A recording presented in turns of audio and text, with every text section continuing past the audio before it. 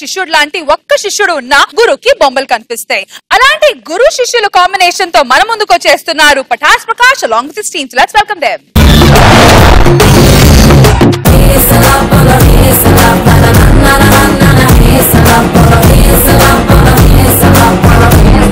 అంటే అందమైన అమ్మాయిని అసలు వదిలే సమస్య లేదండి. వదలడానికి అసలు మన ఇద్దరు కలిసి ఉంటేనేగా.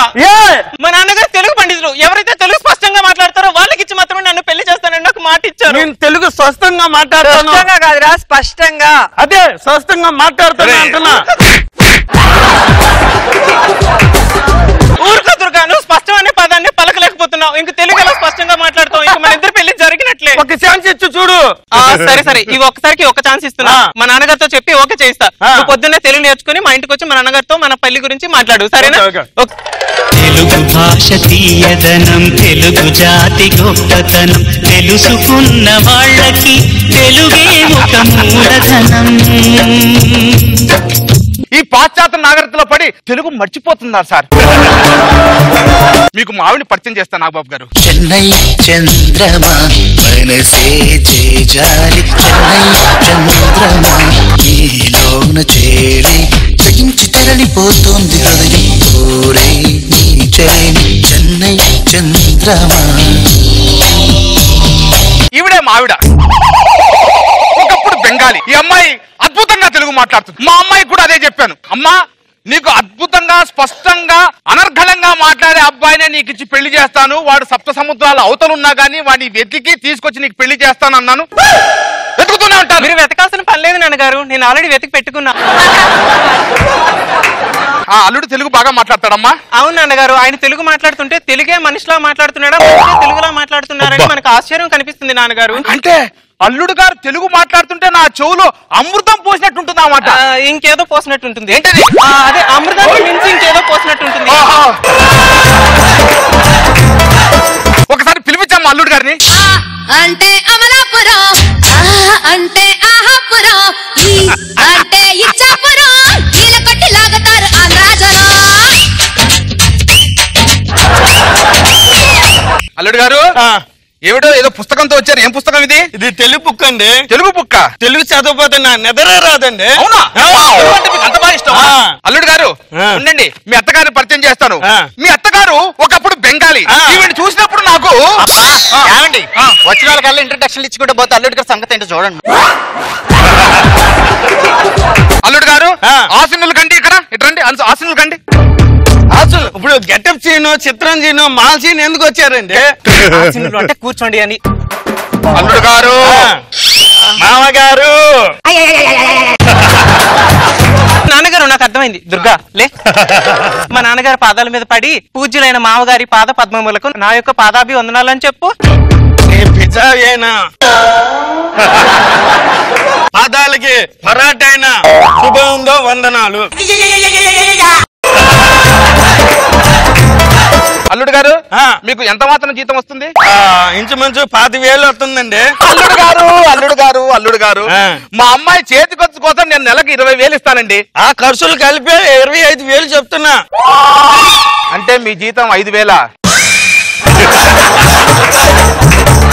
తప్పుదే ఉందండి. కానీ మీరు తెలుగు అద్భుతంగా మాట్లాడుతున్నారు చూడు, అది చాలు మా అమ్మాయి నుంచి మీకు పెళ్లి చేయడానికి. మీకు సమాసాల గురించి ఏం తెలుసా? చికెన్ సమోసా, ఉల్లిపాయ సమోసా, మాల్ సమోసా. అల్లుడు గారు మళ్ళీ వేశారు. సౌండ్ లేకుండా వేసానే, మీకెలా తెలుసు?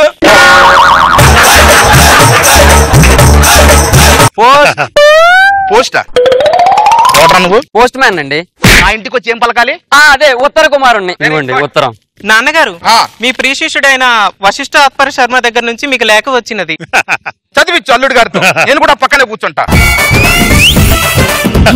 తెలుగు చదువుతాను రాదు కదా. నేను ఇక్కడ చదివి చెప్తుంటాను, నువ్వు చెప్పేసి. అట్ట చెప్తే నేను అల్లుకుపోతానే. చదవండి అల్లుడు గారు. గౌరవనీయులు, పూజ్యులు, మాన్యులు అయిన మా గురువు గారికి నా యొక్క హృదయపూర్వక నమస్కారములు. గౌరవైన నా గార్రాడ్డికి ఏట్రా? పూజ్యులైన గౌరవనీయులైన మాన్యులైన మా గురువు గారికి పాదాభివందనాలు ఉంటే ఇక్కడ రాడ్డెందుకు వచ్చింది, పూలెందుకు వచ్చాయి, పసుపు కుంకం ఎందుకు వచ్చిందా? ఆ రాడ్లు ఎంత తాగుతా నిజంగా రండి, సురికి తలుగుతుంది. ఉభయ కుసులో పరి. వదులో టిప్పల్లారి టిప్పల్లారి. ఊదిలో టిప్పర్ లారీ, ఇసుక్కులో ఇరుక్కున్న లారీ అంటరా. ఉభయ కుసులో పరి. ఊదులో కూపరి ఊదులో కూపరి. ఊదిలో ఆ నాన్నగారు ఈ ఉత్తరాలు గిత్రాలు అన్ని చదవలేరు కానీ పాటలు పద్యాలు అయితే మాత్రం బాగా పాడతారు నాన్నగారు. పాడతారా? నేను పాట చెప్తాను, పాడు. ఓకే. ఏం సందేహం లేదు ఆ అందాల నవ్వే ఈ సందడిలో వచ్చింది. పాడేసి పాడేసి పాడేసి. అల్లుడు గారు పాడు. ఏ సందేశం లేదు నా సందేశం లేదు ఏ అల్లరి తెచ్చింది.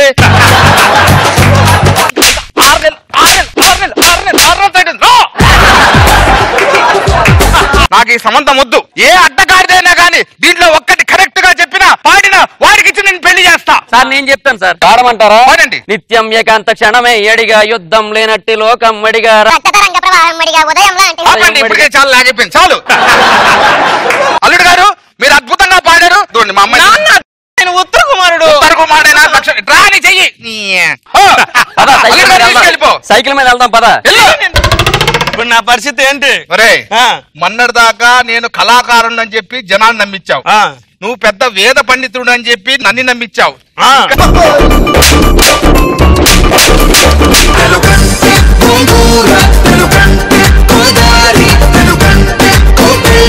ఇప్పుడు మీరు మీ స్పష్టమైన తెలుగులో మా జడ్జెస్ దగ్గర నుంచి కామెంట్స్ అడగండి. మేము చేసిన బట్టి ఈ స్కిట్ యొక్క ప్రభావం మీ మీద ఎలా చూపినదో చెప్పవలేను. బాగుందిరా, బాగా ఎంటైన్ చేసావు. వాడికి ఉన్న వీక్ పాయింట్ అదొకటే కాబట్టి దాని మీద వర్కౌట్ చేసి పెట్టావు. చాలా బాగుంది. Thank you sir. Good entertain. అమ్మగారు మీ యొక్క అమూల్యమైన సందేశము. మీ నాటిక బాగుంది, అందులో కారం కొంచెం ఎక్కువైంది. బాగుంది స్కిట్. Thank you madam.